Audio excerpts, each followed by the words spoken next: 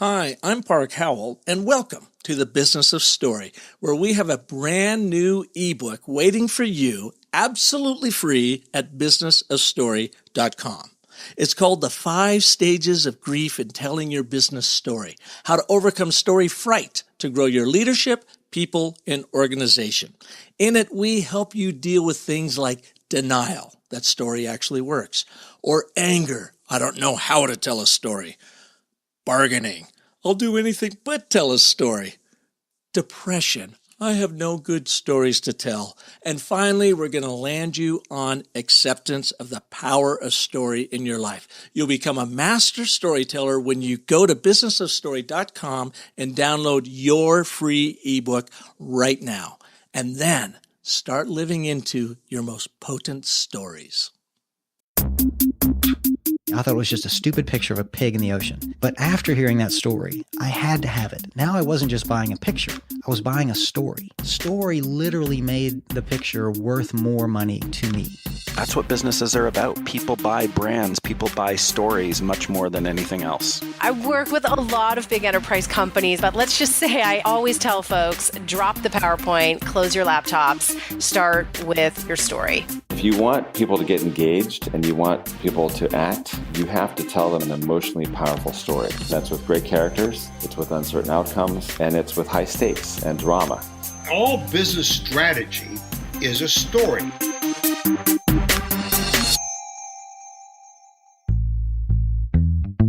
Two weeks ago, I found myself winding through the rolling sea of spring wheat fields in the Palouse as I was driving from Spokane, Washington to Pullman. I hadn't visited my alma mater in 15 years, and I was excited to be spending a couple of days at Washington State University. Now, the 1 hour, 20-minute drive seemed like a road trip traveling back in time.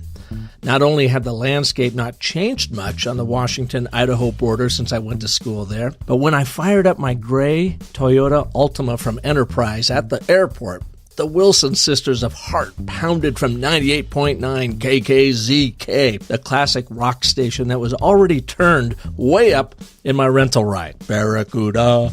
I was on my way to teach the first masterclass on business storytelling for the 43rd Annual Murrow Symposium hosted by the Murrow College of Communications. I'm an 84 grad of the college, named after its most prestigious alumnus and legendary journalist, Edward R. Murrow. The symposium is a 2-day event that networks communication professionals and students to celebrate and advance the industry. This year, they recognize the iconic voice of National Public Radio and now retired co-host of All Things Considered, Robert Siegel. He received the Edward R. Murrow Lifetime Achievement Award for his work of more than 4 decades as a journalist. Robert and I squirreled away in a small conference room in the basement of the student union building they call the Cub to explore the intersection of journalism and storytelling. He shares his step-by-step approach to crafting his stories for All Things Considered, which I found surprising and fascinating. He reveals a radio storytelling technique that transports listeners using the theater of the mind, and Robert provides one of his most powerful storytelling secrets at the end of this show, right before our pride of cougars threw us out of the room where we were squatting. So it's my honor to bring to you today that iconic voice of NPR, Robert Siegel. Mr. Siegel, such a pleasure to have you here on the Business of Story.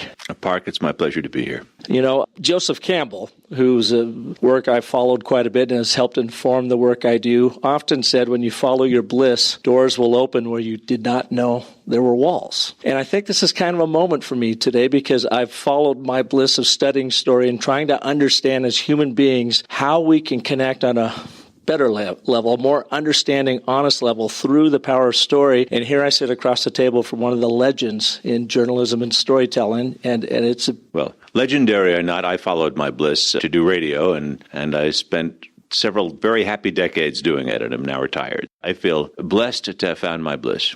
And we are sitting here on the campus of Washington State University. Last night, you received the Edward R. Murrow Lifetime Achievement Award from the Murrow College of Education. What did that mean for you? Well, Murrow is, he's not just a great sainted figure of American broadcast journalism. He may be the only one, frankly, and it's not a field peopled densely by saints. And Murrow's legacy is vitally important. I was touched by it in that his old producer, and the guy who became president of CBS News, Fred Friendly, was my professor when I was in journalism school. I watched his programs as a graduate student. One of the best film editors who worked on any of his stuff taught us film editing when I was a student. So I feel a distant descent from the values of Edward R. Murrow. Somebody once said that if Murrow had been around, in the 1990s, he would have been working for National Public Radio. It's a flattering thing to say, but I do think that we aspired to values that I associate with Edward R. Murrow. So in that sense, it's quite an honor to be honored in his name in some way. If he were around in 2018, what would he think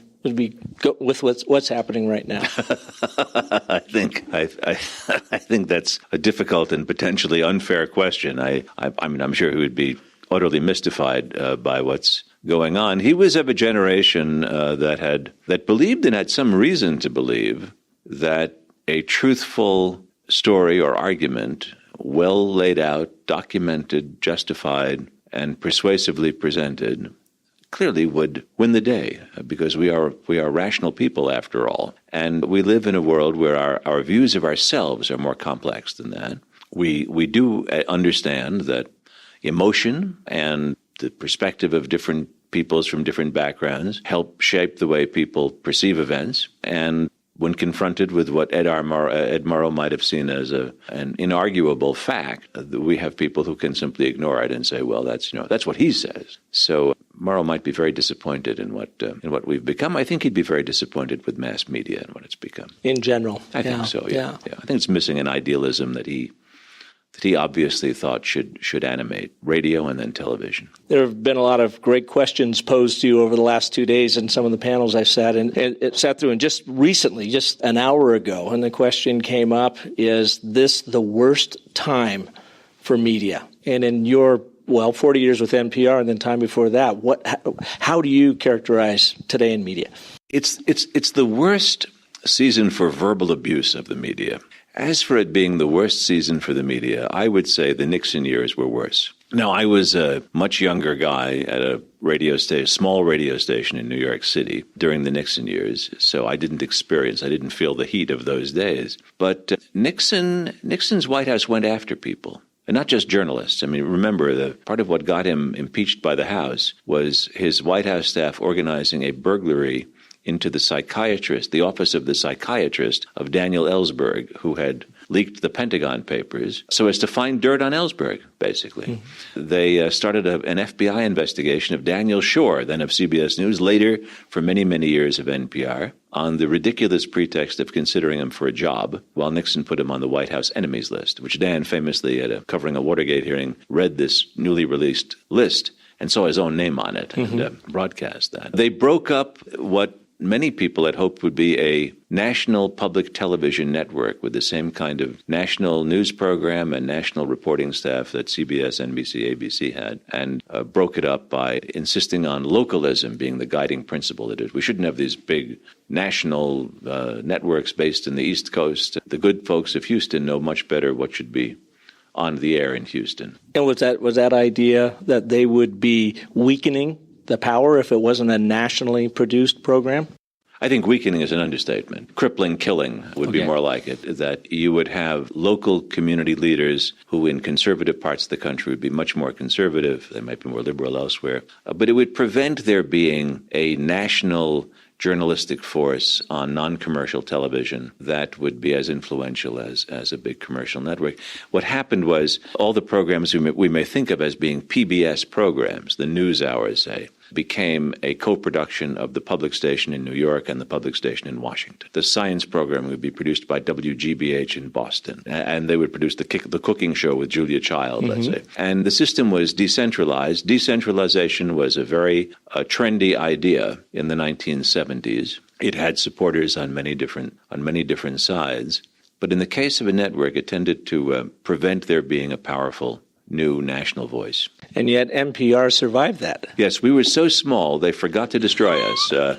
Is what I remember being told when I came to work there, because we remained the model. We were very small. When I got there, we had about 10 reporters all told. It's about 5 years old. But the model that NPR is, which is a national production center for a membership organization of public radio stations all around the country, but one place that would produce a big morning news program and a big afternoon news program and other special programs and coverage of hearings and debates. That's the structure that public television was denied.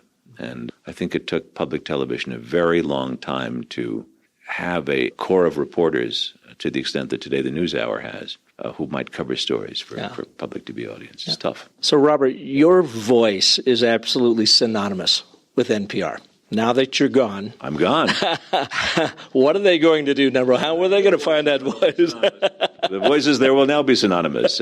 I left hosting in January of this year, retiring, and the people who are still doing it, Ari Shapiro, Mary Louise Kelly, who came on board the program, Audie Cornish, they're fantastic. And I don't fear for NPR. Voices come and go, but the mission of the network of NPR goes on, and the smart and I think radio-sensitive approach to the program goes on. Yeah. So last couple days here, I've really been in tune with the journalism side, the fact gathering and sharing side. Can we talk a little bit about that separation, or how do you approach not only telling the facts, but telling them in an interesting storytelling way so that they not only resonate, but they actually connect, and people understanding?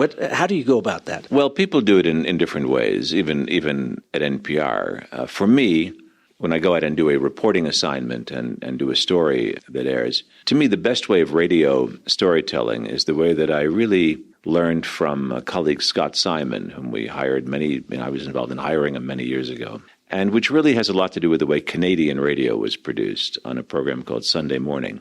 And that is a mix of interview, ambient sound from a location, and script copy, so that when I do a story, I like to take you places. I'd like to have a sound that says, now we're on the campus of Washington State University. Let's find something somewhere. Let's find a sound that is evocative of that. Just people yelling, "Go Cougs." Maybe that would that's probably it, Go Cougs. We have a sound of that. We have the sound. We get inside a classroom just to record the sound of a professor talking to people about something that's related to what we're going to be saying. And then I will write to that sound in some way, so that when you hear me, you don't hear me just sitting in a studio. You hear me in different places. We go to another scene, which is germane to our story, and I try to have a different ambient sound for that, and I write copy that relates to the scene we're now in, and there we interview somebody else who is in that place. To me, when this kind of radio works very well, we're playing to your ear. When I was sent to London many years ago by NPR, we were based in the office of the BBC, which had historically helped out NPR in a kind of a paternalistic role. And a producer at this BBC unit said to me, she'd been cutting some programs that were sent to America and other places, and she said, "Bob, you work on these stories that are rather long. We were told that Americans can't listen to anything longer than a minute." And my first reaction was, well, there's some more typical condescension from the Brits that Americans can't pay any attention. But then I thought about it, and I said, we do have a kind of a fast approach to things. Maybe we do have a shorter attention span, but when we produce a 5-minute story, the number of shifts of who's speaking, where do we think that person is speaking, what are the sounds we're hearing associated with it, whom do we hear from in that place, what does that person have to say, where do we go next, what do we hear from that person? Those 5 minutes are a time during which we are changing perspective and changing whom you're listening to and what you're listening to, as often as a 5-minute newscast, which consisted of the newscaster saying something, sound from a given place, and some actuality of somebody speaking there. The newscaster, again, a reporter then speaking for 30 seconds, the newscaster, a reporter wrapping around some sound of somebody who figured in that story. A commercial. The commercial was always the best produced thing on commercial radio. But in effect, we were saying that we can produce longer stories that run 5 minutes, but when we did it right, we were assuming that we can't sit there. We're not going to drone on for 5 minutes. We have to change the perspective, change what you're hearing, keep it interesting to the ear as well as to the head, to the mind. Do you ever have, or did you have the occasion that you felt like maybe the story was overtaking? I mean, the story quality and the production was overtaking the facts in some way, and you had to actually draw yourself back? Yes, one of the rules that was well articulated by one of our producers was you cannot solve a content problem with a production solution. I think Hollywood does that. Yeah, I'll tell you something about Hollywood in a moment. You can't produce your way around a problem in which you have to lay out the facts in some way, and you have to take a little time to do that. We at NPR, in news reporting, this is not true of podcasts, we observe a very old, and it's an old CBS News standard, we don't put extraneous music into news reports. There may be music if we'd love the idea that when we come to Washington State University, we stumble upon a room where a quintet is playing, and that's germane in some way to the story that we're doing, and so we can hear the music. But we don't go get a recording of sort of semi-nondescript jazz music to throw under our story to keep it more listenable, which is very faddish right now, and which is something that I felt that every undergraduate in college radio always strove to do, which is let me just lay some music under this. That is not a solution. So yeah, it's a constant tension between storytelling and a craft that is measured simply by are you still listening, and the relating of information to people, which is measured by did they hear what I was talking about during this time? Did they get what I was trying to deliver? And yes, that's a natural tension. What's your Hollywood story? My Hollywood story is this. Several years ago, we can look at the publication dates and figure out when it was. I can't. I interviewed a reporter named Sylvia Nasser, who had written a really good book called A Beautiful Mind. It was about the mathematician John Nash, who had won the Nobel Prize and who had suffered from schizophrenia through much of his life. And it was a very good book, and it's a solid book, and it was made into a movie. I interviewed Sylvia Nasser about the book, and then a couple of years later interviewed Ron Howard about the movie that he'd made. And interestingly, Ron Howard, whom I like a lot. He came to the studio, and he was a big NPR fan, and he got a kick out of being there, and we talked about it. And I don't want to, this story is to in no way disparage Ron Howard, but I asked him at some point, and our interviews were always much longer in the studio than after they were cut onto the air, so this I'm certain was an outtake. But I asked him about something that was in the book, and I thought kind of importantly in the book, but not in the movie. And it was this. When Nash was working for the RAND Corporation, the research and development think tank that did a lot of defense work and was based in Santa Monica, California, the period during which he was denied his security clearance, and his life was really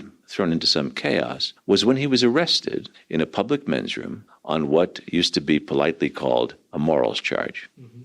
In the days when police would sometimes park themselves in men's rooms to wait for men who might solicit other men for sex. And this led to his losing his security clearance and was in that sense, a terrible setback. And although I don't want to say more than I can remember accurately, but I think it was part of his demise. I think it was an event that contributed to it. And Ron Howard, said, there were many different threads of this story that we looked at, and that one, we just didn't pursue that. We could have done it, but I didn't. And he was a little evasive, but he was saying really, that just wasn't part of the storyline, the arc that we were, choosing. And then he was getting out of the studio, and may God help me if he said this is off the record, I don't know. But he turned around at the door and he said, the thing about the men's room, if we'd left that in, the audience would have been off the hook, 15 minutes into the movie. In other words, they would have said, oh, the guy's gay, the guy is, there's something wrong with this guy. I don't sympathize with him anymore. For Ron Howard, a great filmic storyteller, to maintain the sympathy of the viewer, that had to go. And so he crafted, for movie purposes, a story of Nash that omitted I would say, pretty salient fact about Nash's life. Maybe at one time, 30 years earlier, this would have been left out just because we didn't talk about such things. But there was an arrest involved. It wasn't just a matter of his behavior. And when I related this to this story, I hope we took the whole exchange out after this. I think we did, because I felt, well, he was being straight with me, not on the air. This is at the door out of the studio. I related it once to a colleague and said, well, there's the difference between storytelling and being a journalist. We just can't do that. We can't decide that if I leave out this salient fact in the story, people will listen. People will listen longer. And in fact, we're obliged, I think, as journalists, to find the point of tension in a story, to find a point that might be hard to reconcile, that might disabuse the listener of some assumption about it, to probe for where does this story get tough? When is it difficult? And the storyteller very often is not looking for those points unless they get resolved happily. Mm-hmm. It's a difference. That's a big difference. And I think the challenge of storytelling, for a journalist at least, is to be very mindful of what the facts are that we have to include in the story, where we have to acknowledge where we got something from, even though that might harm the flow of the storytelling and get in the way and be an awkward set of clauses in that particular story. But we're bound to do that. We can't just chuck it out because the story would be more streamlined and easier to follow. Do you have a framework that you follow at all, even if it's just very high level, like in collecting the facts in the story and getting it set up in an initial framework, and then the story takes on kind of a life of its own in how it's constructed? You mean as we're gathering the story? As you're gathering and producing it, and you get down to producing it. Well, certainly, and again, I'm talking about what I used to do because I no longer do. I have to remind myself that I don't do this anymore. But you did do it for a few years. For a long time. Yeah. In the production phase, for sure. I mean, I would make up, when I was finished recording sound, I would typically make up a page with 2 columns on it, which was interviews and scenes. I've been to Qatar. I'm doing a story that addresses the question, why does little Qatar punch above its weight in the world? Well, I have a scene at the, quote, old market, unquote, that was built in 1970-something to look like an old market with the wealth of Qatar. I have an interview with the fixer translator who describes to me what's going on, and then I have some minister who describes that period in Qatar's history when they built up this place.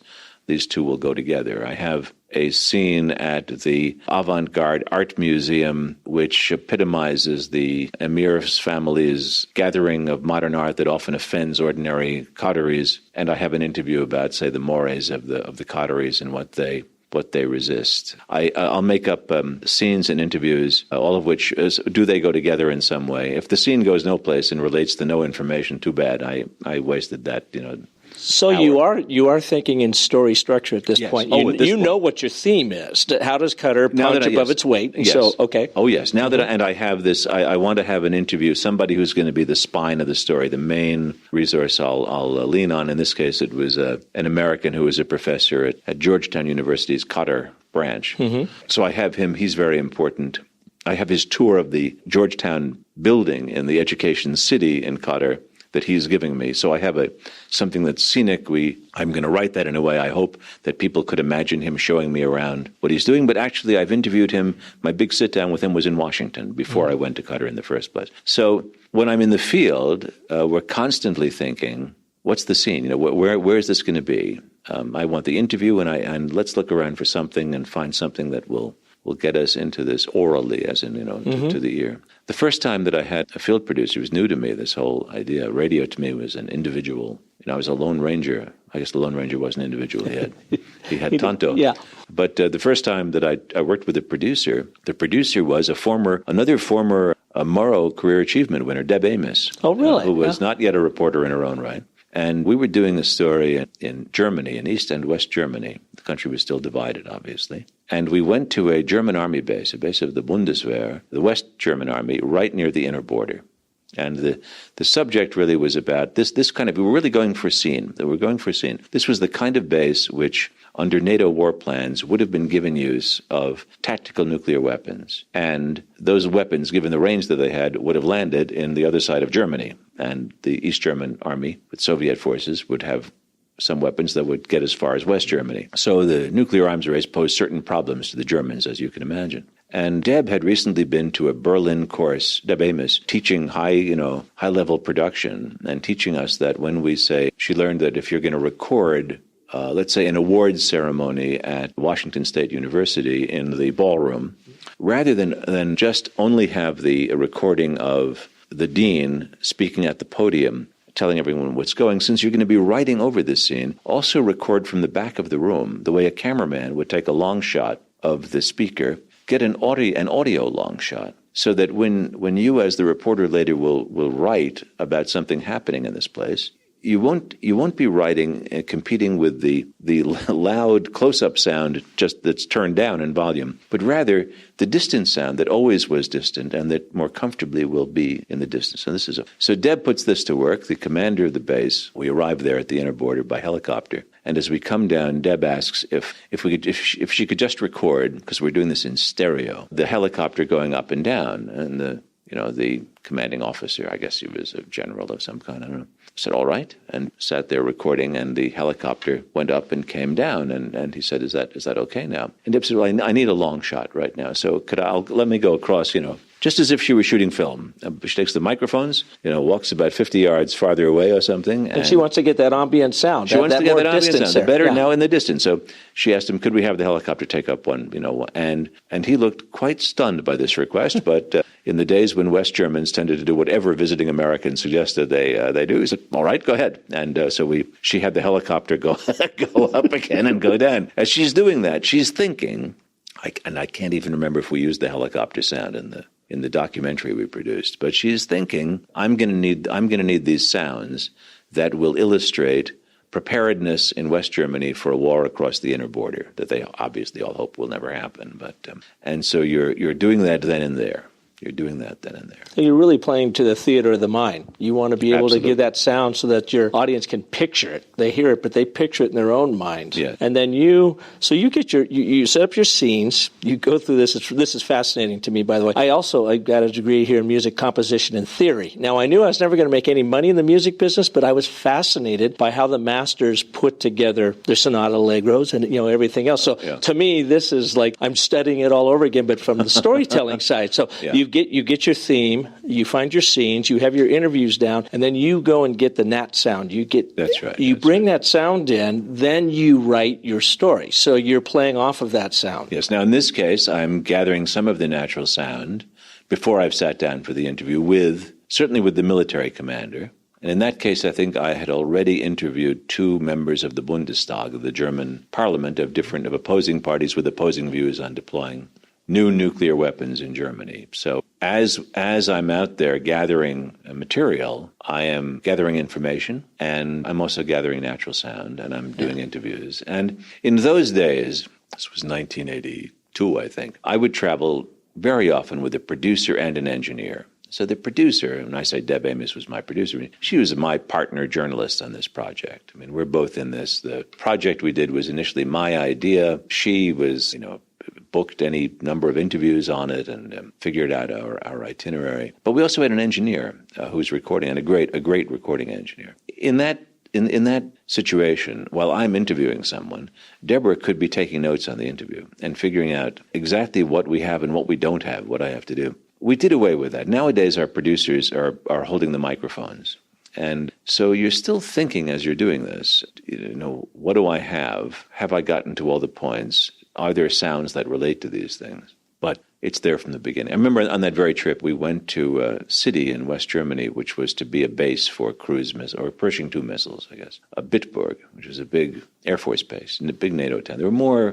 There had been at one time, and I think there still were, as many non-German NATO personnel as there were Germans, and every German family seemed to have some daughter who'd married some American or Canadian, and it was a very pro-NATO, pro-American city, and we were talking with the vice principal of the high school, where there was because he spoke really good English, we had found someone who was very good in English, and that night there was going to be a Christmas concert by the U.S. Air Force Band at the German high school, so we were going to record that, and he began telling us that he remembered Christmas Day, I think 1944 or 45, when his brother was killed by an Allied bomb during the war. He was just a child. And he began talking about his attitudes toward war and weapons based on the family experience. Germany had been devastated by the end of the war. His family had lost a young boy, his brother. And it was Christmas time in that year. And of course, what all the radio people in that trio, myself, producer Deb Amos, great engineer Flawn Williams, we're all thinking the same thing, which is, holy cow, it happened on Christmas. We're about to record Christmas music at the Air Force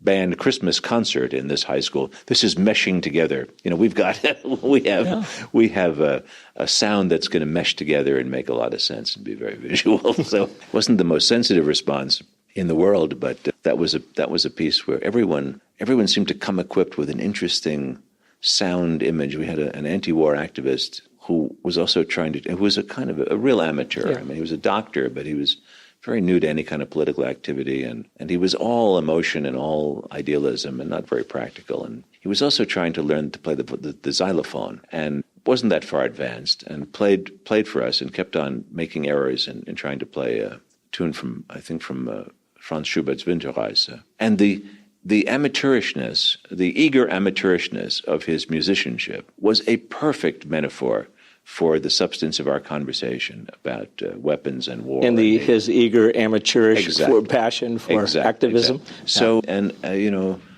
in doing stories like that and being on the road, I think that at least a radio person like me processes everything in terms of, am I hearing this? Can I hear where this is going to fit into the story that I will assemble out of all of these sounds? Yeah. Out of all the stories you've done, I'm sure you've got favorites. Is there one that stands out in your mind that it really just came together, and maybe even in a surprising way? Maybe you got into it, and then you didn't think it was going to be as powerful of a story as it actually became. Well, there are quite a few that fit that bill for me, and I'm trying to be careful to figure out whether in retirement I have to mention the same story every time somebody asks me a question like that. So I won't, and I'll say I remember a story that I did from Michoacan State, Mexico, which was it always has, Michoacan and Jalisco were very big sending states for migrants to the U.S. And the same engineer, Flawn Williams, and a different producer, Art Silverman, and I, went to a little Tarascan village, Indian village on a hilltop called Cheran, where every year many of the men would set out for southern Illinois, where they would sneak across the border. Someone had discovered southern Illinois from this town years earlier, and the sous chef at the country club was from Cheran. The taxi driver was from Cheran. All the men could make 10 times more in the United States than they could make staying in Cheran, so they went north. And the border was tightening. This was, I think, 2000. And as the border tightened, it had the odd consequence of more men taking their families across with them because they couldn't count on being able to get back and forth, and their livelihoods were up north. And I was interviewing the priest, and he was very much against this migration that had happened, especially the men before the women started. He said in Spanish, and he spoke very clear, easy Spanish, so I could understand him quite well. He said that immigration was bad, that it broke up families, kept fathers away from their children. When the men came back, they came back often with problems. They came back with drug problems. Some came back with AIDS, con SIDA. And now the church bells start ringing behind us as the priest is telling us the bitter fruit of migration. And he says, some, as if it's the worst of all these things, some come back Protestants. and proceeded to describe a scene where he said, it's quite a shame. I think I did what I was taught was a Rogerian analysis form of question, which was Protestants. I just would repeat his last word. He said, yes, at the annual fiesta in the village, they're apart. They're not, the community was all together, and now they come back and they're not the same, and we've lost the integrity of the town. And the church bells, meanwhile, were ringing. It would have sounded like a mix we did in the studio, but it wasn't. It was absolutely as it was happening, with a nice echoey sound to this room in the church where we were. And I felt, this is one of those historic moments. This is one of those moments when traditional society is cracked open by modernity and travel and exposure to a different land. And in this case, Protestantism is the iconic institution of that change. And I'm experiencing a tension that all countries have experienced in their history. And it's a brilliant moment. And that to me was a high point of a very good story, which also included walking down the streets where a local or a writer who knew the village would say, here, see this house, this shabby house that's, it looks unpainted and there are cracks and there's no car. They stay here all year round. This house next door, it's painted. You see the satellite dish. There's a little Fiat in the driveway, or Volkswagen. Mexicans have little Volkswagen bugs. He goes to Illinois every year. This house here, the one that's broken now, they stay here. This house over here, it's painted. There's a nice vase in the windshield. They go to Illinois. He goes to Illinois. And it was to me, it was a very important story because it told people, these people who are coming up from Mexico, they're not coming up here to become working class Americans. They're coming up to become middle class Mexicans. And they don't fit our happiest story of immigration, which is the people who had it in the old land and came up and came to us and made a new life for themselves. No, that's not it. They want to be they want to go back to Mexico, but they want to have the nice kind of houses and satellite dishes and possessions they can have to live well, and they can only do that by going to America. Yeah. Did you ever, last question here for you, because I think they're trying to throw us out of here. We are in the bowels of the Cub here at Washington. We are, so we stole away in a little conference room here. Squatters, yeah. We are squatters. Did you ever get a sense of the power of what you do to the point of, oh my goodness, we have to be careful because you can be so effective in moving people? I'm trying to think whether I ever felt that kind of concern about it. I remember as a kid in college when I broadcast the huge protests and mass arrests at Columbia, a recent graduate whom I knew from family calling up and saying, there's an FCC rule against broadcasting a riot live, which I thought is a pretty vague term. And he was warning that what we were doing, because we were reporting on police about to move in and arrest several hundred people, and some people screaming that they would resist these arrests, we were inspiring violence. I didn't think we were inciting anyone. So that was my first lesson in it, and I guess it's just something I internalized ever thereafter. Never thought about it much after that. Do you have one storytelling secret for our listeners? Had to ask. Pretty late in my radio career, I had some very good coaching in presenting on the air. 20 years ago, and I'd been doing it for a long time already. One thing I learned was that in common speech, a lot of us will make a point by speaking louder or softer, which doesn't get you very far in the radio. A lot of us make a point by speaking with our hands, which, if you do it on the radio, actually can help you to be more expressive and actually open up the way you speak, but only to a certain degree. And what I was taught was that the other measure of how we talk is pacing and pausing. And I think pauses can be very important. I think that the big difference between an experienced radio storyteller, very often, journalist or otherwise, and a novice, is that the novice might just read. Given the same script, the novice might read through without any pauses. And the more experienced storyteller will use silence as part of the story. And when you're telling someone a story on radio, you need those silent pauses to give the listener a chance to answer. Some of them actually do talk back to their radios, and it's not always nice. But if you're going to talk with someone as though you are conversing with them, you got to give them a chance to converse back. Pause. Awesome. Okay. Thank you, Robert Siegel, for being here on Business of Story. Been my absolute honor. Park Howell, it's been my pleasure. Thank you. Thank you. Well, there you have it, my 40 minutes with Robert Siegel. You just never know where the universe is going to take you when you live into your most powerful stories.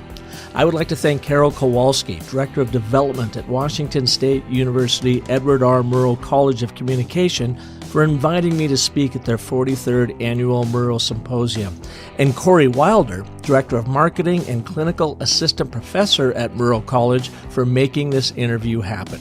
Thanks, ladies. I really appreciate it. If you like what you heard today, please share this episode with 2 other people who you think would enjoy hearing from NPR icon Robert Siegel. And of course, feel free to leave a comment and rating on iTunes, which helps share the Business of Story with the world. Until next week, remember that the most potent story you will ever tell is the story you tell yourself. So make it a great one. Thanks for listening.